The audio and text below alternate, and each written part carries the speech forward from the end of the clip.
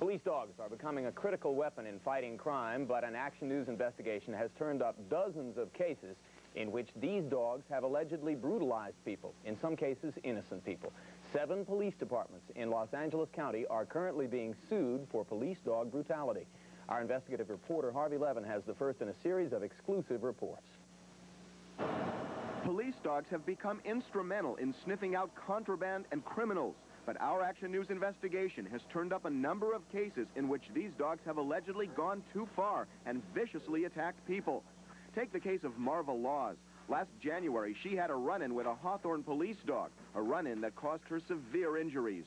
Police stopped Miss Laws for a traffic violation on this Hawthorne street. She drove several blocks before pulling over. They said, put your hands on the hood of the car, which either I was attempting to do or had already done, which is when the officer just opened the car door and released the canine on me.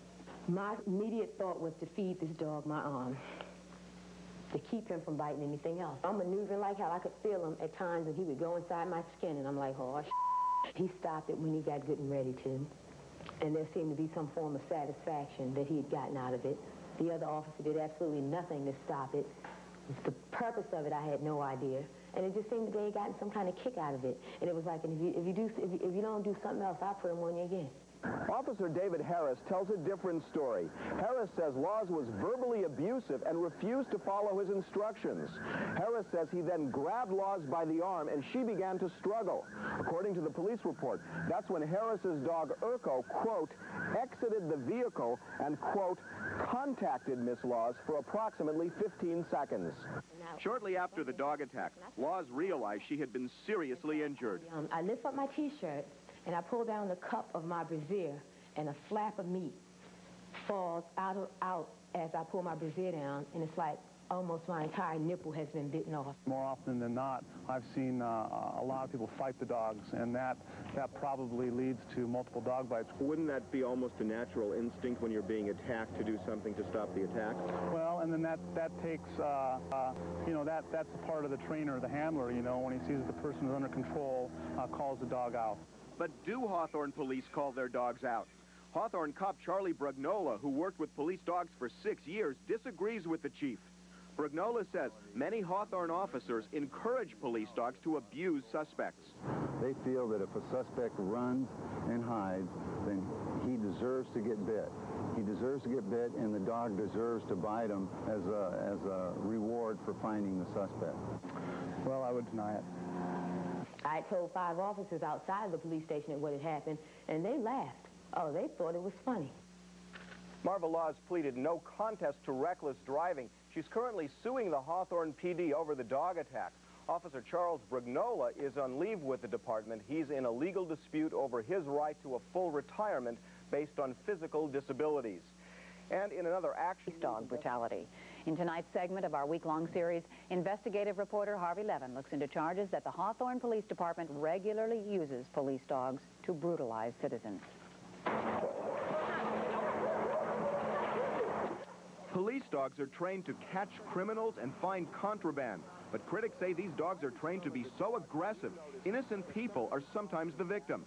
Take the case of Ton Mai. He was attacked by a Hawthorne police dog, yet he hadn't committed a crime. In fact, he wasn't even a suspect. In December 1987, Hawthorne police were conducting a door-to-door search for a burglary suspect. The police came down this street with a police dog. They came over here to this gate. They opened it, released the dog into the backyard where Ton Mai was washing his car. And the king told me, got me on the arm right here. Yeah. And I shoved him off, and he came back at me 2 more times. So he came at you 3 times? Right. And the police came up, and then what? They yelled at the dog, then they let go. How painful was it? It hurt for a couple of weeks. Hawthorne Police Chief Stephen Port thinks Mai may have unwittingly provoked the police dog. We believe that Mr. Mai may have, in a real unknown way, offered his arm with a cloth in it, which is sometimes a training issue for the dogs. Was the city wrong? In a case like this, was the department wrong? Was the city wrong? Was the department wrong? We were doing our job. Mai is suing the city of Hawthorne for the dog attack. The city has already paid him $2,000 for his injuries. Chief Port says citizens have filed only 5 dog bite lawsuits against his department in 10 years. But Charles Brugnola, an 18-year veteran with the Hawthorne PD who worked extensively with police dogs, says his department encourages these dogs to maul suspects. I would start out my search, and right away the officer that was assisting me in the search was pumped up. He was upset that the suspect ran, and his attitude was, "You're going to let your dog bite him, aren't you? You're going to let your dog tear him up. You're going to let him do him, aren't you?" This type of a mentality. If he feels that these are policies or feelings of the department, I would call him a liar. It's really not necessary in the search criteria that a suspect get bit. Brugnola says police dogs should be used primarily to find suspects and hold them at bay. But according to Brugnola, that's not the way it works with the Hawthorne PD. When you get dogs, dog handlers and policemen together, they don't ask you how many fines do you have. They ask you how many bites does your dog have. That's how your dog is measured. That's not true. A dog is measured by any number of ways. Fines are very, very critical. Are bites critical? Are bites critical? No, they're not critical. The chief said he prepared this document for us, showing the effectiveness of Hawthorne police dogs. But when I began comparing the ratio of bites to fines, which ranged from 25 to nearly 50%, the chief withdrew his offer and refused to give us the document. These numbers are not useful to you in the point of just looking at them, drawing some conclusions. You know, we were trying to do you a favor and ourselves a favor by trying to put some framework on not knowing what you're going to be asking today, you know, so I try to get a bunch of resource material.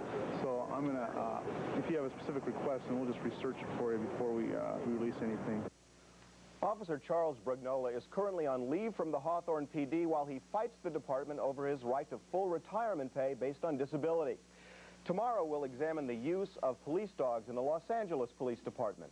We'll show you a homeless woman who was viciously attacked by a police dog because she happened to be sleeping in an area where police were looking for criminals. Harvey Levin shows us a case involving a woman who was guilty of nothing more than sleeping.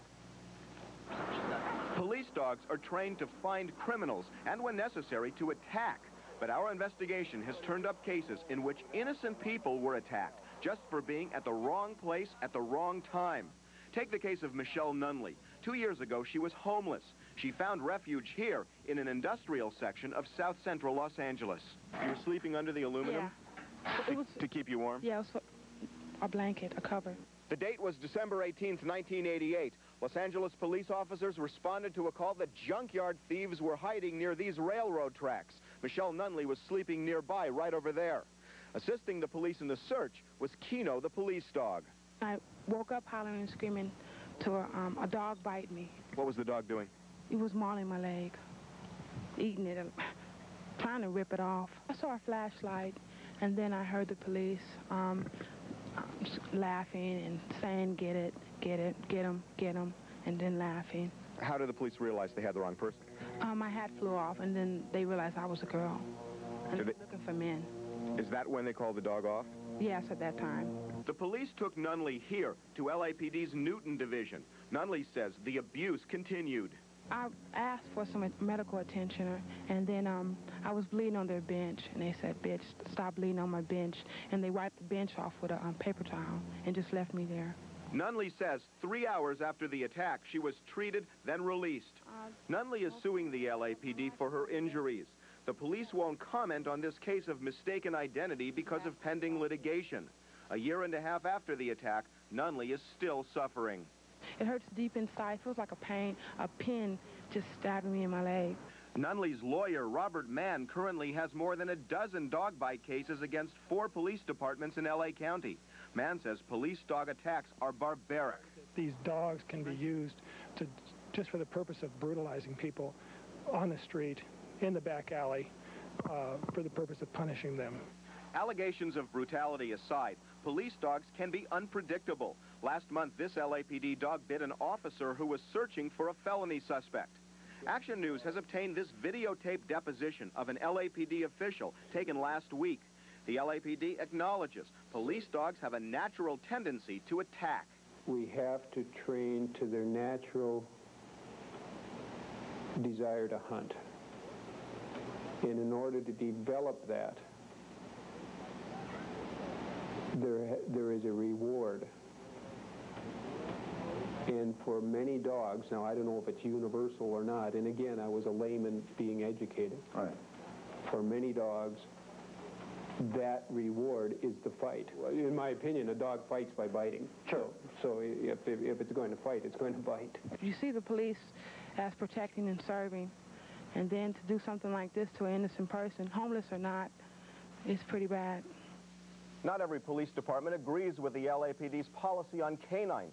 Some departments bank on the dog's ability to distinguish between passive and aggressive suspects, presumably attacking only the latter. We'll get into that controversy later in the week.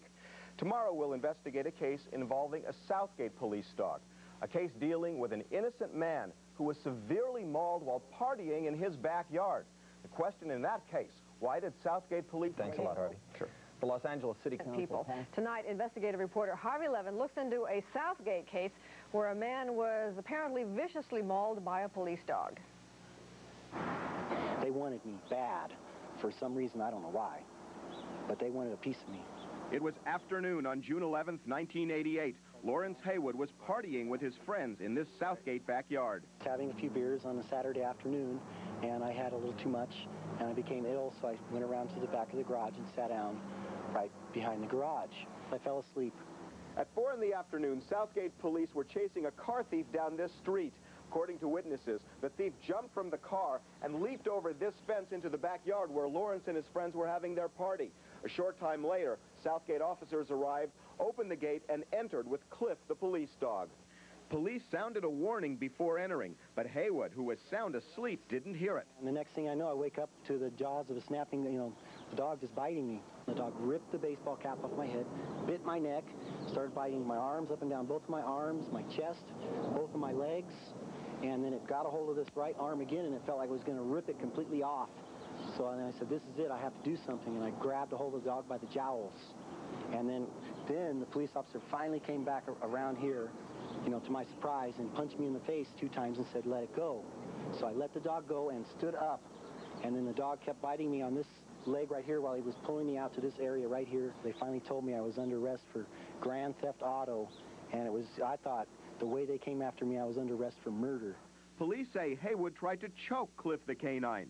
Haywood was also charged with felony assault on a police dog and resisting arrest. The real car thief had jumped Haywood's wall before the police arrived. The thief was arrested 2 weeks later. Southgate police declined to be interviewed on camera because of Haywood's pending personal injury lawsuit against the city. However, a police spokesman did tell Action News why the police waited so long before calling Cliff the police dog off Haywood. The reason, quote, as long as a person is assaulting a dog and kicking it and jumping up and down, the dog will not be called off. This comment drew anger from Haywood's attorney. That's outrageous because they don't care if this person's innocent or guilty. They won't call a dog off while he's defending himself from this vicious canine. Southgate police regret that Haywood was injured. The spokesman said, quote, it's an unfortunate incident. His injuries were serious, but not life-threatening or anything like that. Just letting it blindly go like that is, is ridiculous. Maybe keep it on a leash or something to sniff the person out, but not just turn it loose, and maybe there's somebody, there could have been a little kid back here playing hide-and-go-seek. A Hawthorne PD spokesman told me today that police dogs have, quote, saved the skin of officers many times. He says these dogs are a tremendous asset in sniffing out contraband and criminals. Tomorrow we'll look at how police dogs are trained, and there is a big controversy about that over how much the dog should be trusted and how much they should be controlled.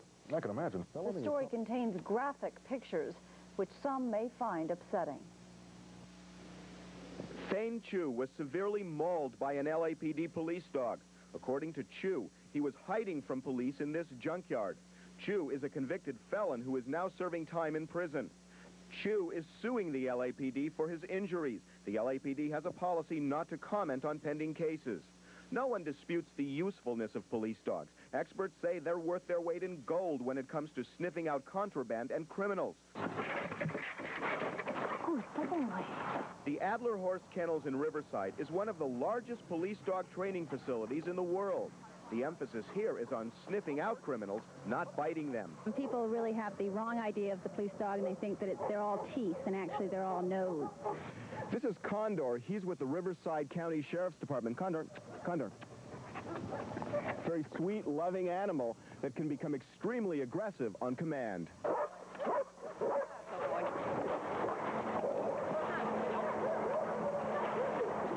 When we hear of an officer actually being involved in a bite situation with his dog, you know, it's kind of an abnormal deal. But Action News has turned up dozens of cases in which canines from 10 different area police departments have bitten people, in some cases severely. Police departments disagree on when these dogs should bite. Some departments believe police dogs should routinely stand and bark at passive suspects until the officer is able to make a capture. Others, including the LAPD, believe the stand and bark philosophy is naive, that these are hunting dogs who instinctively bite when they find their prey. The LAPD puts the responsibility